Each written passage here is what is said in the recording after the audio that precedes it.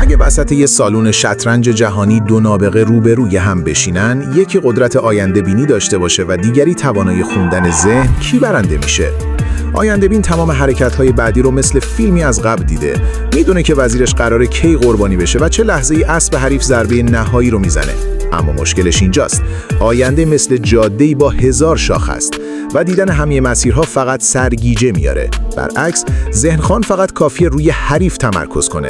هر فکری که از مغز اون رد میشه، مثل متن زیرنویس روی صفحش ظاهر میشه. اما این هم بدون ریسک نیست، چون ذهن آدم‌ها پر از تردید و فریبکاریه. یک اشتباه عمدی از طرف آینده بین میتونه ذهنخوان رو به بیراهه بکشونه. از زاویه علمی اگه نگاه کنیم، آینده بینی چیزی شبیه محاسبات کوانتومی فوق سریع میشه، اما ذهنخوانی بیشتر به اسکن لحظه‌ای مغز شباهت داره. هر کدوم مزیت خاصی دارن.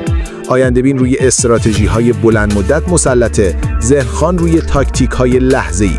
ولی نقطه ضعف مشترکشون اینه که هر دو از اطلاعات بیش از حد رنج میبرن و این خودش میتونه باعث فلج تصمیم گیری بشه.